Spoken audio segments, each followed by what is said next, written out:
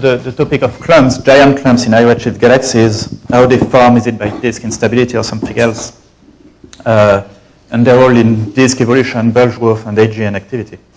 So all what I'm showing today is based on idealized simulation, like here an idealized simulation of a low redshift galaxy where you can see the gas surface density with a bar and spiral arm, and of course we will apply this to high redshift galaxies.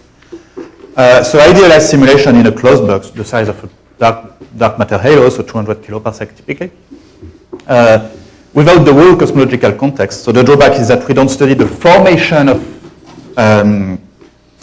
galaxies from scratch, but we study their evolution for a given period. The advantages is that we have very high resolution. Typically now the resolution is 1 parsec. The mass of stellar particle is 100 solar masses, so we have supernova explosions one by one.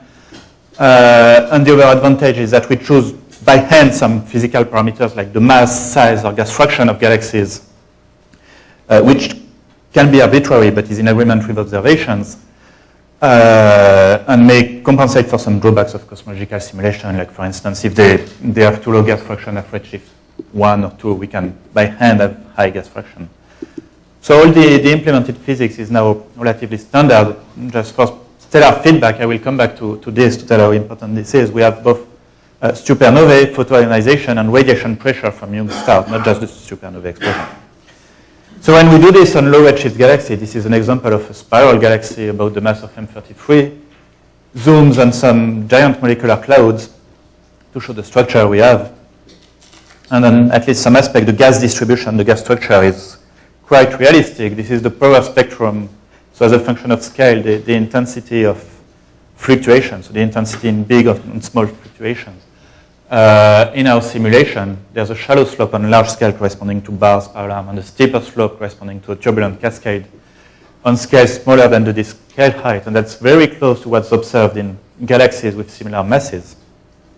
The density PDF of the gas of the ASM, the interstellar gas, is also close to quite in agreement to observation. It's well fitted by a log normal plus a power law tail for gas denser than about 10 to the 3 to 10 to the 4 atoms per cubic centimeter, which corresponds to self-gravitating gas. So you have a high density excess because of self-gravity in the high density cold ISM phases.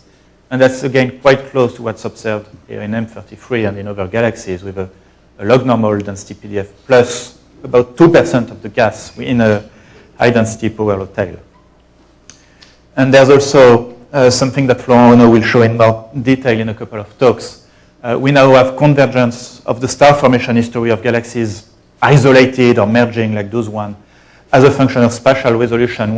Once the resolution is about 2 or 3 parsec, the star formation history of galaxies doesn't depend on resolution anymore. While when you have resolution of 10, 20, 50 parsec, the fact that you will have a starburst during a merger or given star formation rate is highly dependent on resolution.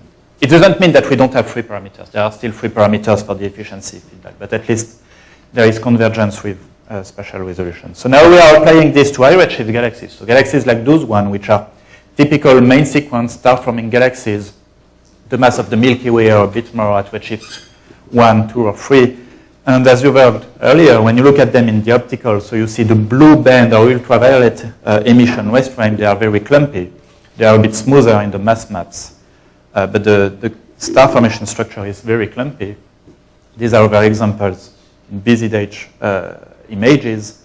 The near-infrared images here in the H band are smoother, but you still see the clumps. And the mass maps, stellar mass maps, here from Sibinel et al., others have done the exercise as well, are smoother. They correspond to central bulges, moderate bulges, and exponential disks. But you still see some of the clumps in the mass maps. So what we've heard from many talks before, including Reinhard, Linda, and other observers, is that the typical mass of the clumps is times 10 to the 8 or sometimes 10 to the 9 solar masses. So each clump is about 1% of the galaxy mass. So that's not negligible. That's not like a GMC. It's 1,000 times more massive than a GMC or a star cluster in modern spiral galaxies. The velocity dispersions are very high. V over sigma is about 3, 4 in those galaxies. And the gas fractions are thought to be very high, mostly from CO observations. And I'll come back a bit later to the CO to H2 conversion in those galaxies. So So all this is leading to the idea that you have gravitational instabilities in those galaxies.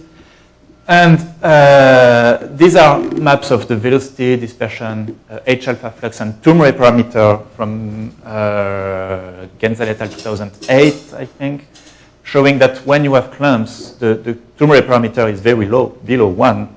So, of course, Joel was saying before rightly that in cosmological simulation, people don't see clump formation corresponding exactly to Q being below 1. I just want to comment on this, that I don't know what Q equals 1 means in such a very irregular galaxy. Q equals 1 is the stability limit in a quasi-homogeneous galaxy. So I don't know how to interpret in detail Q, but clearly you have drops in Q at very low values corresponding to the clump location. So at least, it doesn't mean they're formed by gravitational instability, but at least that they are self-gravitating. Something more recent is the Nature paper by Zanella and collaborators, finding an extremely young clump in a galaxy where the near-infrared and optical images are very smooth, centrally concentrated, corresponding to an exponential disk with a small bulge fraction. And when you look at O3 or H-beta emission, it's strongly off-center. This is above 5 sigma, the off-centering. For O3, H-beta, oxygen 2. This doesn't correspond to AGN activity given the line ratio. It's not an AGN cone escaping from the galaxy center. It's clearly a very young star-forming region off-center from the galaxy center. And that's consistent with simulations of gas-rich disk, like the one I'm going to show, or cosmological simulations you've seen before, where big patches of gas collapse, and they rapidly form stars, and there's a local starburst in those clumps corresponding to this very bright off-center peak. And then later on, after 20, 30 million years, it gets regulated by feedback. So the key question I want to address is when you put in simulations like the one I was showing, 50% of gas, you do get the gravitational instability, just like you do get it in cosmological simulations. That's already an old simulation that I was doing in 2007 with only supernovae feedback, but then we are doing the same at very high resolution with radiation pressure feedback, etc.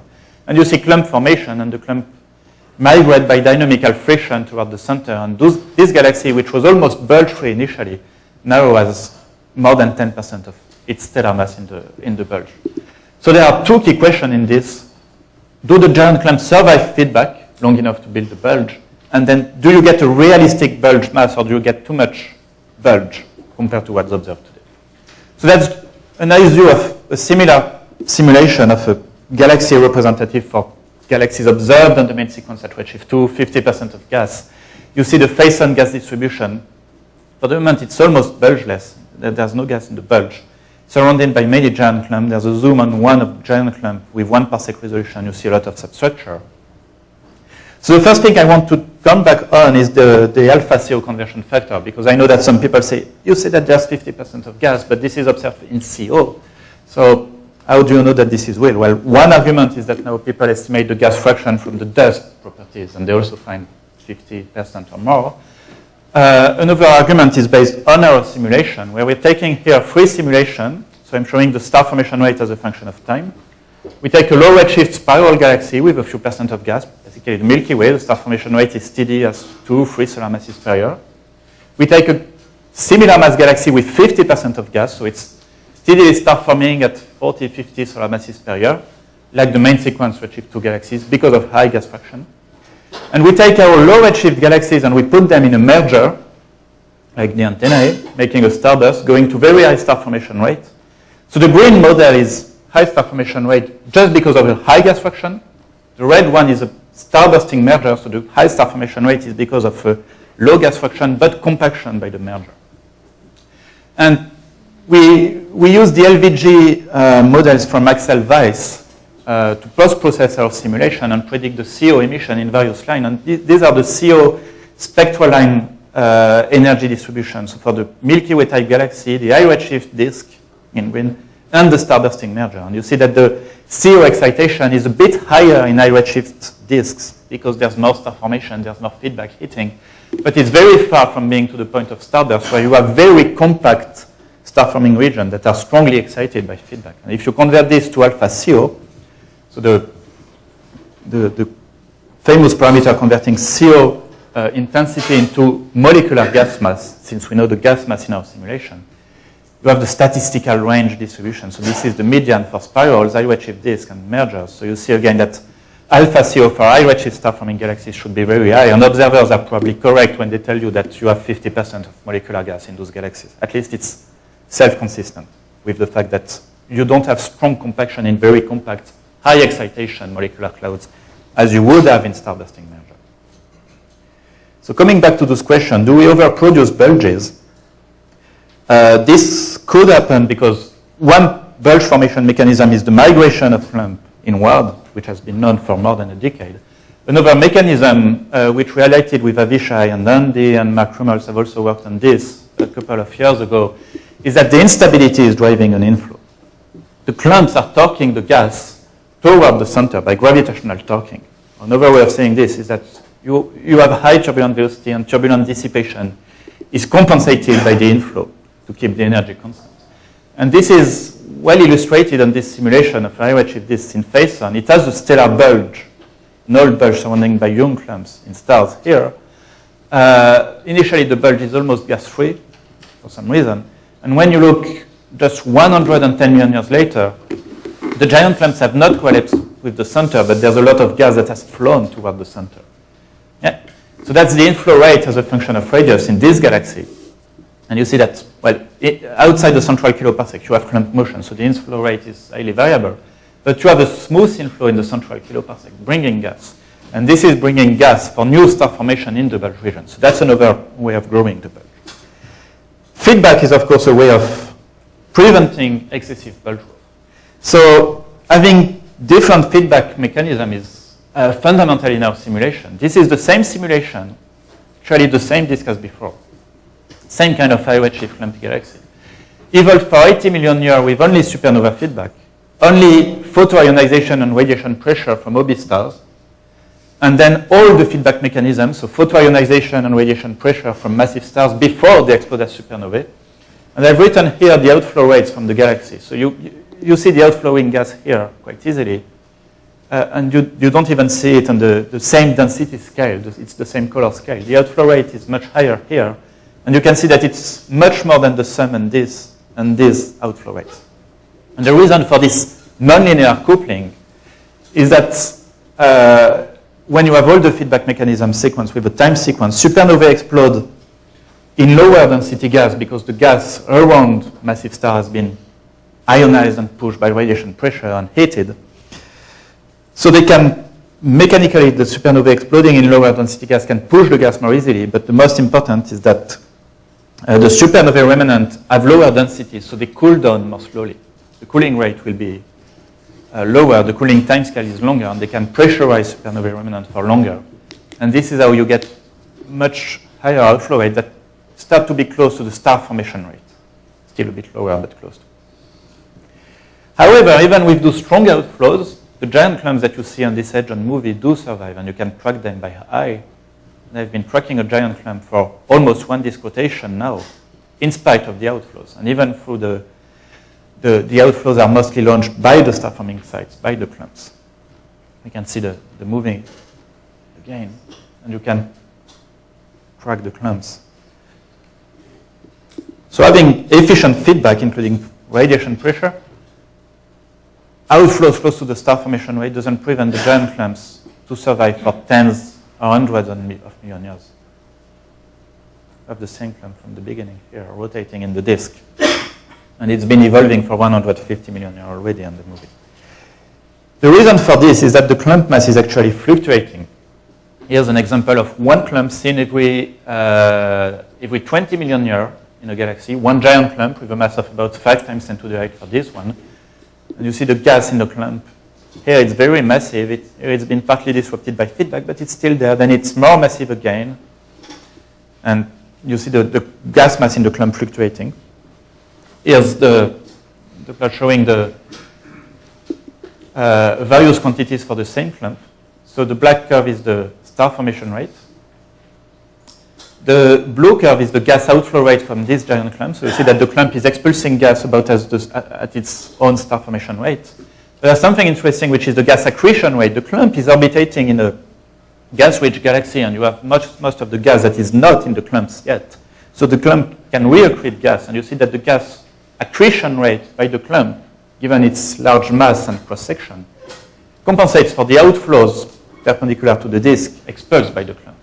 And then the clump mass is kept about constant. What does it mean for the accretion to go negative? It's actually, the clump is losing mass for something that is not related to feedback. So it's not hot gas perpendicular to the disk. It's probably tidal removal of gas by another clump. Okay, but the outflow rate is positive. But I don't know. Yeah, but the outflow is hot gas perpendicular, really exposed by feedback. And the accretion is cold gas coming in the plane. Okay. And here it's probably because there's a tidal interaction with another giant clump taking away some of the gas. It gets negative for some technical reasons. And at the same time, the H stars are also leaving the clump by tidal interaction with the entire galaxy with other clump at a rate close to the star formation rate. So this is keeping the stellar population of the clumps relatively young. And indeed, when we measure the age of stellar populations in clumps in our simulation compared to the real clump of age, which we know from tracking the clumps, we see that the clumps can be very old as 500, sometimes 600 million years, but the stellar population ages, the median age of stars saturates at 200 million years typically. And that's quite consistent with the observation by Witts et al. Dissecting a large sample of galaxies, main sequence galaxies at redshift 2, and showing as a function of density here and radius, there's this excess region, which are the clumps, high density outside of the central region, that the ages are of the order of 100, 200 million years at most. So with those clumps that can survive feedback, do we overproduce bulges? This was probably the case in the early simulation we did here in 2008 with only supernovae feedback. The clumps were keeping their mass, continuing to accrete gas, so the clump mass was only increasing. They would capture gas from the surrounding galaxy. They would not lose gas because supernovae feedback alone is too weak. And then you end up with central concentration in your galaxies that have very high velocity dispersion, well above the rotation velocity. The Sersic indices of the clumps are very close to 4, sometimes even 5, so they are high Sersic index, non-rotating. They are really classical bulges. And the bulge mass could be, after 1 gigayear of clump-driven evolution, could be as high as the disk mass. So that's clearly too high for a galaxy like the Milky Way or M31. But now that we have all the stellar feedback implemented, we find more interesting cases where the bulge mass is sort of self-regulated to about 10% of the stellar mass. And the bulge can be a pseudo-bulge rather than a classical bulge. A key mechanism is in this, which was highlighted by Valentin Perret in his last paper, is that when giant clumps merge centrally, in the central kiloparsec of your galaxy, you have a sort of wet merger making a starburst. I don't mean that the whole galaxy will become a starburst, but you have starburst condition in the central kiloparsec. And that's happening here where you have those two clumps coalescing and merging. They are gas-rich because they continue to accrete gas from the surrounding galaxy. Star formation is regulated by feedback. So the gas fraction is very high in those clumps. When they merge centrally, you have a starburst expulsing the gas by feedback. And that's well illustrated here, where as a function of time, along the 4 snapshots above, we're showing the gas mass in the central kiloparsec. And you see that it's going high when the clumps coalesce, but then it's going down because of feedback expulsing the gas. And here we're showing the reaction of the stellar mass present in the central kiloparsec in units of 10 to the 9 solar masses. Stars that were already formed at this point, present in the bulge. And you see that they react by, you have a sort of dynamical evaporation. Actually, you have violent relaxation because the gas mass is going up and down very quickly on a dynamical time. And then some stars will get more concentrated, but some stars are expulsed on very eccentric orbit on a sort of 10 kiloparsec large stellar halo. And you see that the bulge mass in this event is decreasing. So the bulge mass here is lower than this, in spite of the clump coalescence. And where we're doing this in a large sample of isolated and merging galaxy as a function of time, the bulge fraction is fluctuating, sometimes stable, but you see that it's stabilized, self-regulated around 10%, sometimes even just 5%. And in addition, the bulge properties with some bulge more pseudo-bulges with high gas fraction because of the feedback regulation and lower Sersic indices. So we do not overproduce bulges with this. So for the last 2 minutes, I think, I'll go briefly on AGN feeding and feedback in those galaxies. So as I've shown before, even independent on clump survival to feedback and clump migration toward the center, you have an inflow of gas toward the central regions at a few solar masses per year. And even in the central few parsec, you do have an inflow rate, a steady inflow rate of 1 or 2 solar masses per year. Again, in typical main sequence galaxies, the mass of the Milky Way at redshift 2. And of course, this can get even higher when you have a giant clump coming in and coalescing with the bulge. And it's enough that you have 1% of this going to the central black hole to feed a significant AGN and to evolve your galaxy and the Magorian relation. So we've done this with Jared Gaber over the last 2 years, using mostly the standard supermassive black hole feeding and AGN feedback recipes in Ramses, so those by Johan Dubois, Romain Tessier, and collaborators. And you do have giant clumps coming in toward the supermassive black hole in your clumpy galaxies. But you do have also steady activity fed by the continuous instability-driven inflow. And you see this here, the accretion rate on the supermassive black hole as a function of time. This is the Eddington rate. So you see that you're about 1%, sometimes 10% Eddington all the time. This is the steady inflow. And you can have Eddington-limited activity, so very strong AGN activity, when you have a clump coming in and coalescing with the supermassive black hole. Of course, the whole giant clump is 1 kiloparsec wide. It's not going to be swallowed by the black hole. It's just bringing a more gas-rich environment in the vicinity of the black hole. So if you do the budget of this, the black hole accretion rate to star formation rate ratio is just 10 to the minus 3, which is what's observed Mullane et al. At high redshift. It's also what you need to evolve your galaxy and the Magorian relation between the black hole mass and stellar mass. It's very different if we simulate with the same techniques low mass galaxies with only 10% of gas, because you don't have giant clumps, you have just a bar, and the bar has inner resonances that block the inflow.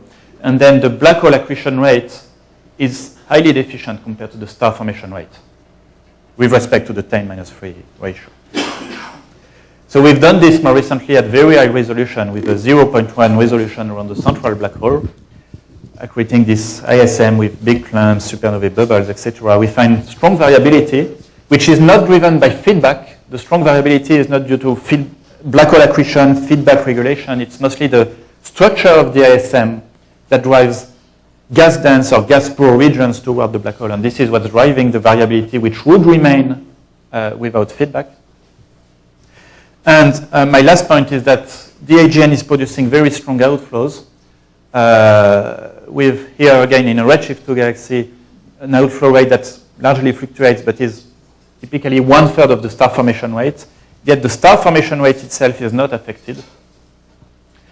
This is the evolution of the star formation rate in 2 simulation with and without AGN feedback. It's only a bit higher with the AGN feedback, and that's the effect highlighted by Gabler and Silk a couple of years ago. You feed a hot halo that pressurizes the galaxy's ISM.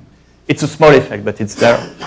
But as you can see, the giant clumps and all the dense gas and cold gas are not affected by the AGN outflow that are just collimated naturally by the pressure gradient of your galaxy.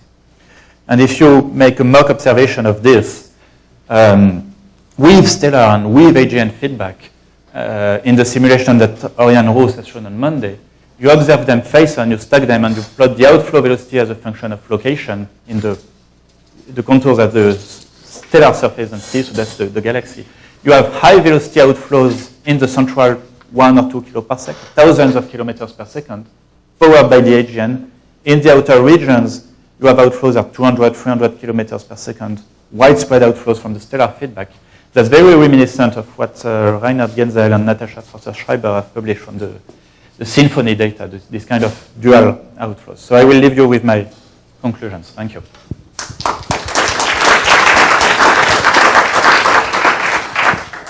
So let me ask the next speaker to come up and go ahead and set up. One question.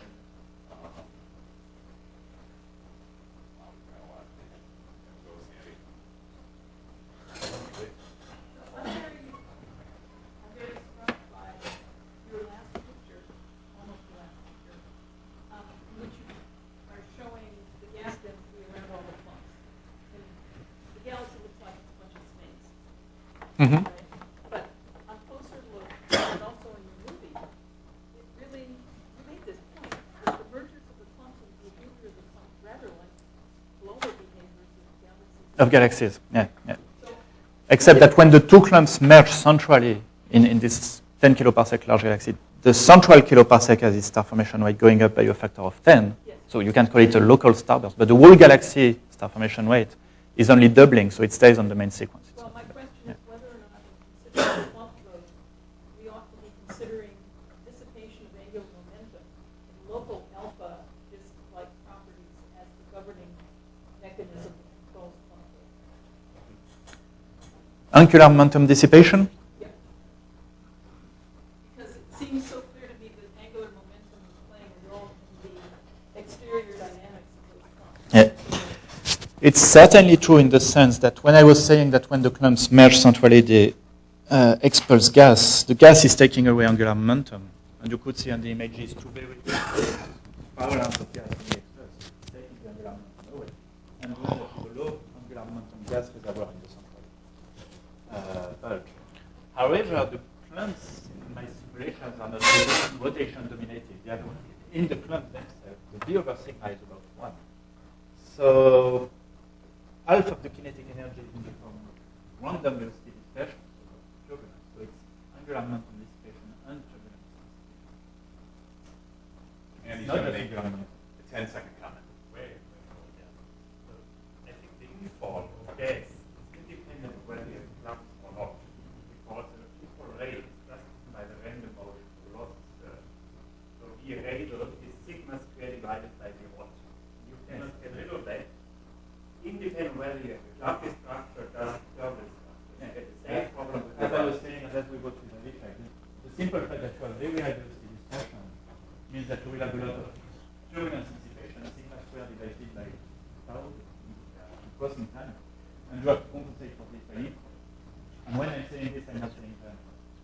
But if you have very high velocity dispersion, the James mass is very high, so you do have very high. So the other side of the tunnel is that you have giant transfer from the gas. But There's if two you ways were of saying the same thing. but if you blow it up, you have a clump, you will still get the inflow.